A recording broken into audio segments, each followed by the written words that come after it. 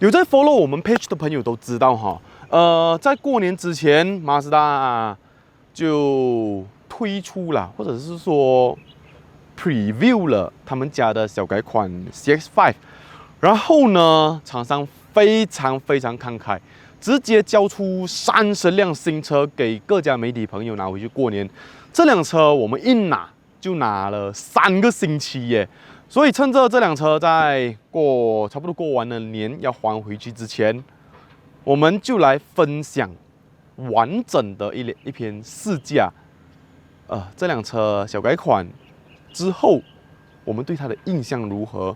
我顺势也问了几位车友，也可以说是这辆小改款前 CX-5 的车主。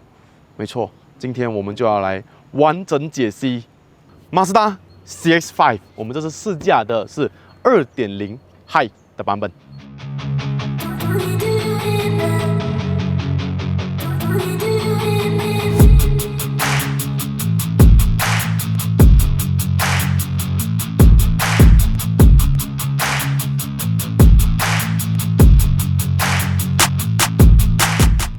本节目是由 Renault 赞助播出，全系列产品由德国进口，给您的爱车性能及保养的全方位呵护。重新回顾我们不久之前介绍这辆车的影片哈，当时候我们说这辆车的售价是144千到188千哈，这个售价是不包括它的那些 optional package， 包括它的电镀跟它的那个 scuff plate 的哈，算到来可能149到190多千吧。2公升它有2个车型嘛，2公升它有入门版，就是比较高送的 package， 没有 ADAS 的 package。跟2公升 High 就是我们今天拿的版本，2公升有皮椅、有 ADAS， 有比起比较好一点的配置的这个车型。不要怀疑，今天除了最入门版的144千的车型，其他的全部都有 Full ADAS。而且马自达最吸引人的地方是什么？就是它的动力选项很多。今天我们有2.0 2公升的自然进气，2.5公升的自然进气。2.2公升的柴油以及2.5公升的涡轮增压汽油引擎，这是蛮多车厂现在都没有办法给到的一个选项啊！就是在一个车型里面，你可以有那么多主动力规格，这是我觉得 CX-5 很有诚意，我也觉得是 Burmaz 很有诚意的地方。2公升对于很多人来说，有些人觉得俗称 underpower 啦。我实际驾下来的体验。我放在试驾，再跟大家说。我驾了之后，我完全不认同所谓 underpower 这个字。我几个朋友驾了之后，也完全不认同所谓的 underpower 这个字。OK， 这辆车我个人觉得就是小改款之后，首先我们看到的是造型啊，头灯、尾灯、前保杆、轮圈，还有就是安全配备跟它里面的主机系统。这是它主要小改款升级的地方。头灯换了一个比较成熟稳重的头灯，跟之前的马自达，我觉得之前马自达蛮好看的，现在的马自达也很好看。就马自达的设计是很巧妙的，在一些很小的地方稍微加工，就把整件事做得浑然天成。前保杆也换掉了，之前是有细长的雾灯。比较动感，现在反而变成比较浑圆式的设计，甚至把前雾灯都直接拿掉。见仁见智，有人喜欢旧的，有人喜欢新的。我觉得2个都很好看。你问我选哪一个，基本上我都不排斥。前面进阶式的安全配备全部都有搭载，包括什么 ACC 跟车 Stop and Go，ACC 最高时速好像到145。然后盲点警示啊，车道保持啊。碰撞预警 RCTA 全部都有搭载上去，水箱也换了个造型，轮圈入门版2.0 High 都是17寸的轮圈，其他另外3个高配的车型呢，则是19寸的轮圈。还有什么小改款改变的地方呢？我问了一下 CX-5 的车主，他坐我的车走了一轮，驾了一轮，他说有一个很大的升级。就是我们所谓的橡胶叶，就是轮胎周围的这个隔音的部分有做了升级。我们试了它经常走的一段路，跟他自己的车走的那一段路，隔音有明显的差别，所以表示说小改款的 CX-5 在隔音表现上比之前来的更加提升了。那另外一点，我们比较了两辆车，也发现了一件事，就是前面驾驶座的车窗按下来，前面两扇车窗是双层玻璃，就是不管小改款之前还是小改款之后，前面两扇车窗都是双层玻璃。双层玻璃表示什么？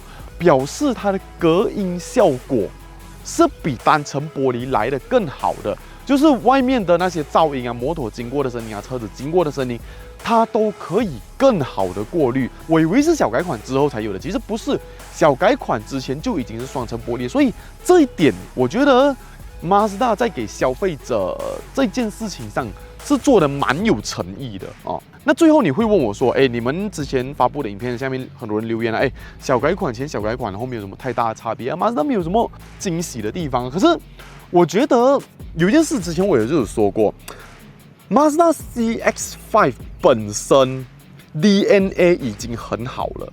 怎么说呢 ？OK。很多车子现在有人拿中国车来做比较，就是说哇，功能有多好啊，多 fancy 啊。可是我觉得 Mazda 在意的是什么？由内到外的打造的成熟度，它在意整个驾驶的品质。Mazda 在驾驶回馈上表现非常成熟的一块，因为你要始终要记得一件事：车是拿来驾的，车子好驾不好驾。对于那群喜欢驾车的朋友来说，这件事非常重要。而 Mazda 这一点真的是非常能够满足喜欢驾车的朋友。第二，设计的语言，不管它小改款前还是小改款后，我都觉得这个造型是很好看的。最后一点就是内装的打造。我回想当年试驾 CX-5 的时候，那个内装我们觉得是很棒的。材质的运用好，设计语言好，整体看起来很棒。过了这么多年，我再回来看小改款的 CX-5，我会有一个想法，我就有一个预设，哇，这辆车过了那么多年，如果你要我加这么长的时间，2-3个礼拜，我应该会觉得很闷吧？可实际上不会耶。我再回去看这辆车的内装，我再看它的设计语言，甚至我说了嘛，我们家去找了好几位车友去试驾，甚至找了前车主来体验，大家都有一个共识 ：Mazda 给人的内装设计、用料、质感、触感，即使你今天到了2024年哦，它里面的整个设计的成熟度，你不会觉得它过时的，你知道吗？所以这是它很厉害的地方。OK， 这辆车它的二手价是绝对有的。第二点就是它的接受度还是很高的。今天这辆车刚刚算是 launch 吗？还是 preview？ 还是接受 booking？ 好像已经有车主交车了哈。我在路上已经看到好几辆了。就材质的运用，它不输真的2024年小改款的新车，你知道，大家都知道我在说谁了哈。那整体的成熟度、驾驶的回馈，真的都不差。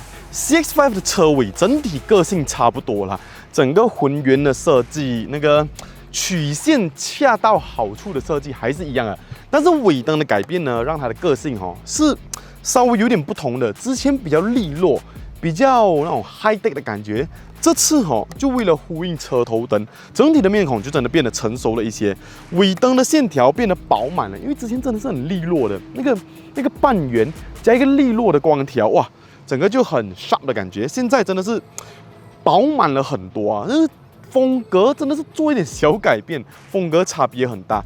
还有一个改变的地方是什么？就是后雾灯的设计。在小改款之前后雾灯是在下面的 bumper 的哦，这两片现在变成了反光板，后雾灯现在在哪里？在右手边哦。所以整个造型不同的地方就是真的是在细节的地方。至于尾门的开关呢，一样，车钥匙、驾驶座以及电池阀，就这3个方式。当然后面有倒车镜头，因为2.0 High 开始就标配360环境显示。CX-5 的后车厢同样是522公升，然后一样原厂都会直接给你这个 Maggie 面的后车厢垫以及前后座的地毯都直接附给你。那这个容量改款前、改款后都没有改变啊，都是这个容量。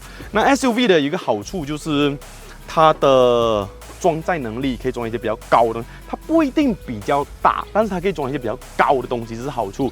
那原厂很特别哦，就是同样给这个啦，就是后面的这个遮蔽帘，就是它是可以跟着尾门自动上下的，跟其他家的不一样，因为有些它是这样拉了扣在这边嘛，不是，它这个是直接在跟着尾门开关哦，然后可以直接扣上去，就我觉得是有比较方便的啦，整体使用起来。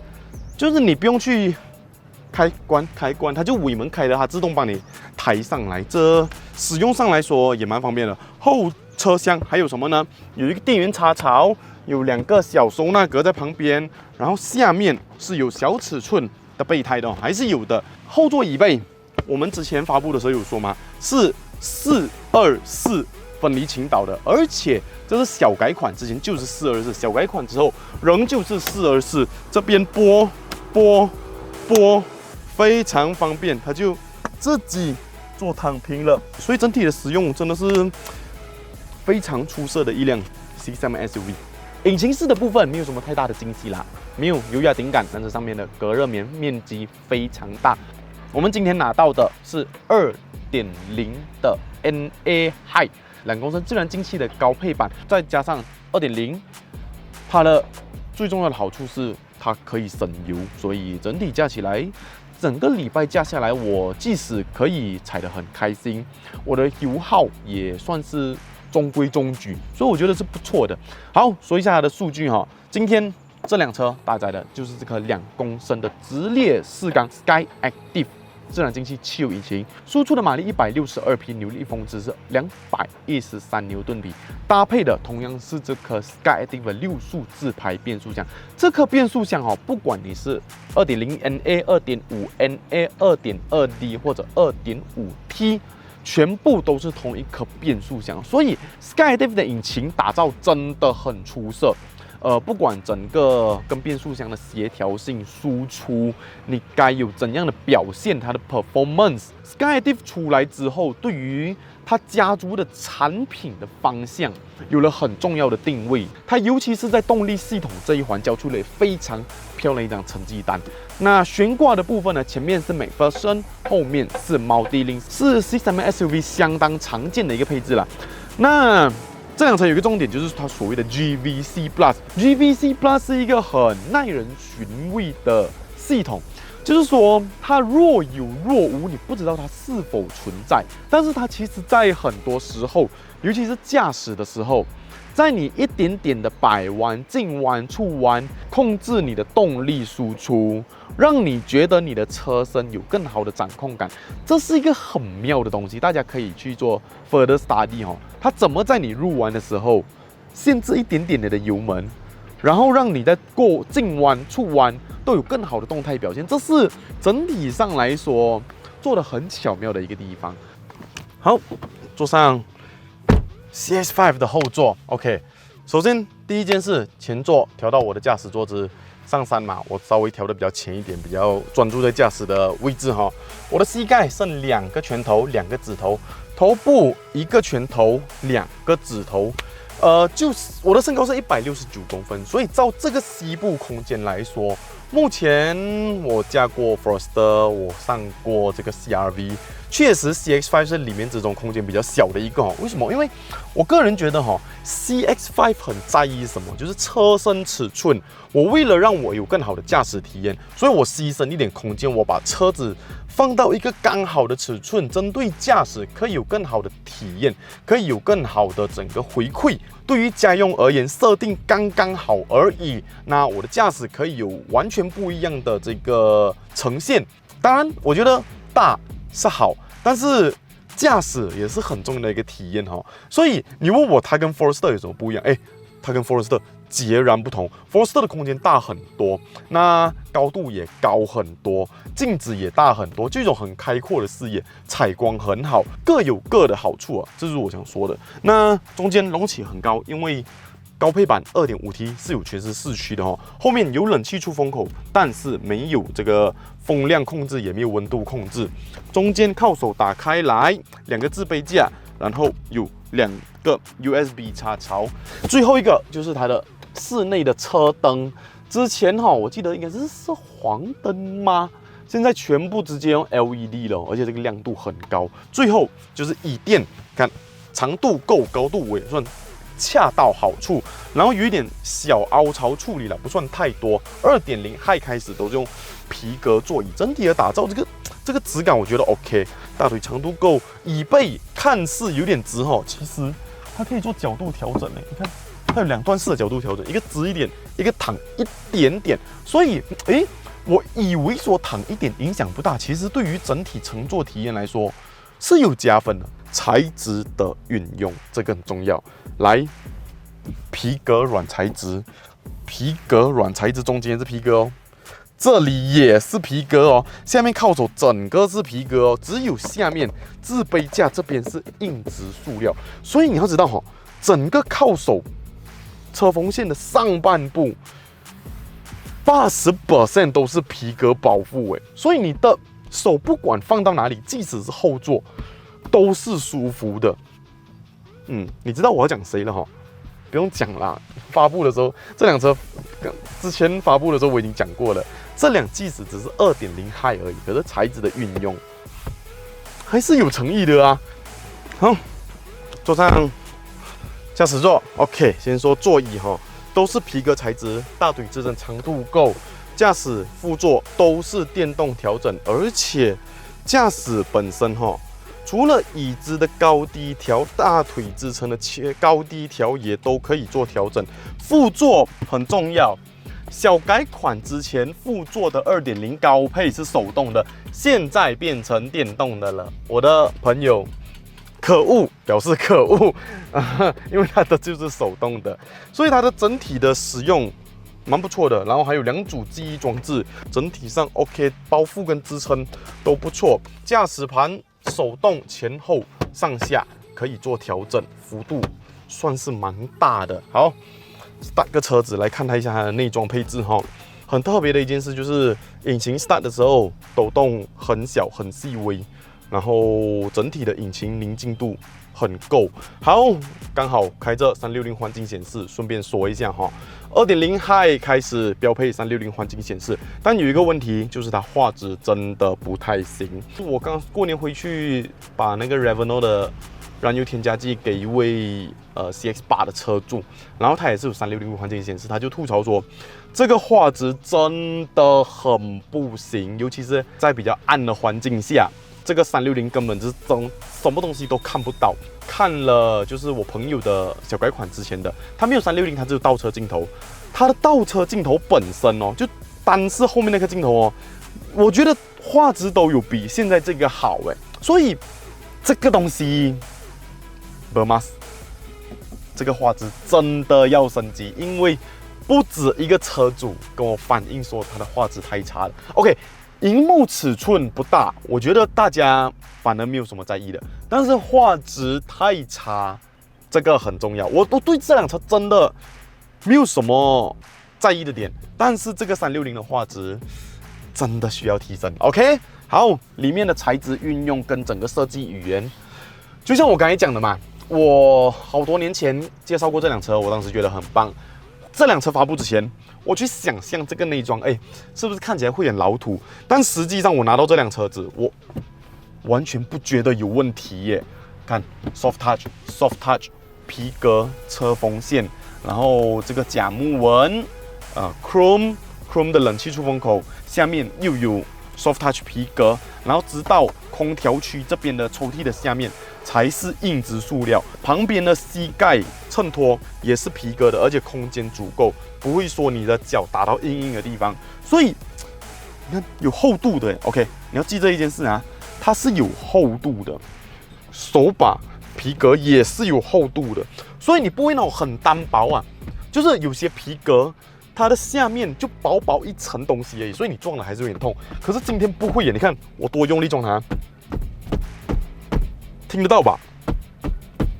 可是因为它的厚度很够，所以你不会觉得有什么 damage 对你的手肘了。内装的语言设计，因为是2.0的车型，时速跟转速都是传统显示，只有右边一个圆是数位资讯，而且是彩色的数位资讯。你要到 2.5 NA 以上才有中间一个大的数位萤幕，所以就做一个分水岭啦。你真的要拿2公升的，就是传统资讯。你问我会有什么问题吗？I don't think so， 我不觉得有什么问题，所以我觉得这个是 OK 的。然后呢，音响，不管你买到哪一个车型，只要是 CX-5 都是普通的喇叭，车窗前面2扇都是双层玻璃，所以它隔音是很好的哦。驾驶盘3辐式皮革的质感非常好，后面有换挡拨片，上面的按键很丰富，因为有完整的进阶式安全配备，有车道保持，有到时速145的自适应跟车，有 Stop and Go 的方向。我用了它的车道保持的功能，它是可以跟着车道的，但是如果你的时速太高，它的弯的角度多一点点的时候，它就比较容易拖出去了。它还是有微微一点点乒乓球的感觉，但是比起之前马自达家族的蛮多车款，其实它的这个车道保持已经算是相当成熟了。最后就是这个中控萤幕，它的整个主体尺寸是相同的，但是它的框变细了，所以它的萤幕变大了。Apple CarPlay 是有 wireless 的，但是 Android Auto 你还是要用 wire 哈。OK， 双区恒温空调，下面置物格有无线手机充电座。OK， 所以 2.0 High 就有了哈。然后有一个电源插槽，6速自排的排档杆，有 Sport Mode， 有操控区，音量旋钮有非常重要，电子手刹车。自动驻车都有2个自备架，中间靠手打开来，有分隔处理，然后有2个 USB， 有 SD 卡给地图用的，然后还有多一个电源插槽。所以今天你再问我一次，它能卖吗？我觉得它真的能卖。然后价钱你看啊，你真的是可以用140多千就拿到一辆入门版的 C segment SUV，然后重点是什么？你还有5年保修，5年保固，5年保修，好，最后。我们现在在云顶山上嘛，没错，试驾就是上山 ，Let's go。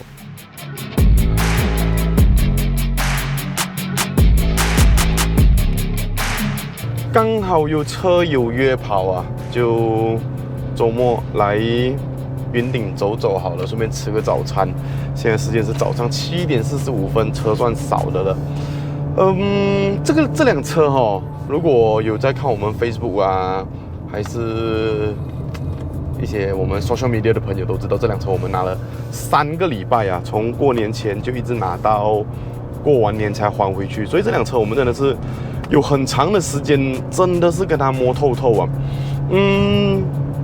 很多人很喜欢讲一句话哦，就是2 liter 的 SUV underpower 这件事哦，不只是对手的车主在讲 ，OK， 就好像你如果是 CR-V 的车主，还是你是什么什么的车主，你就讲CX-5 underpower 2.0 underpower， 其实不止他们在讲，还有一个人群在讲，就是马自达的 salesman 在讲。为什么？因为我觉得他们会很喜欢 persuade 消费者，至少拿个 2.5 NA， 最后一点就是我觉得也不只是那样，就是很多马来西亚的车主。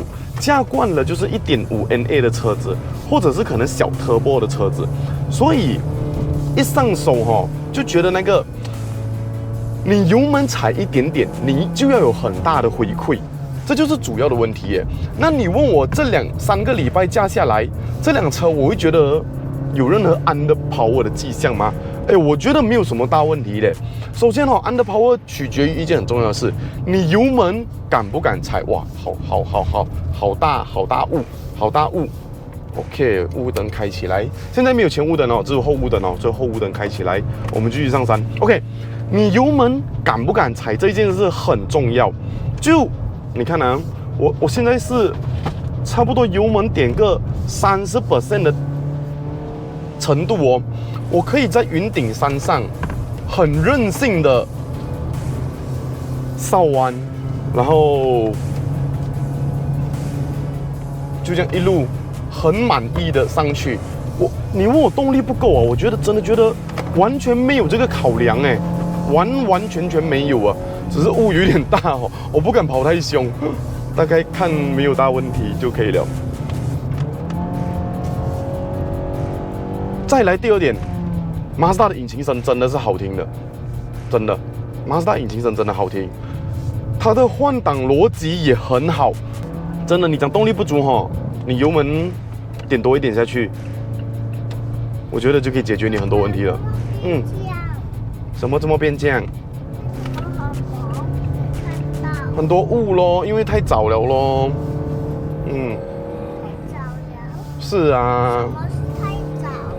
现在还很早咯，所以雾还没有散咯。哇，我觉得这个马自达的头灯很好哎，它这个 even 是 high beam 吗？它也有转向功能呢，就是我指哪里，它的 high beam 就照哪里哦。这个头灯功能，我今天这样发现蛮意外的。哇，完全看不到路。OK， 我要放慢了。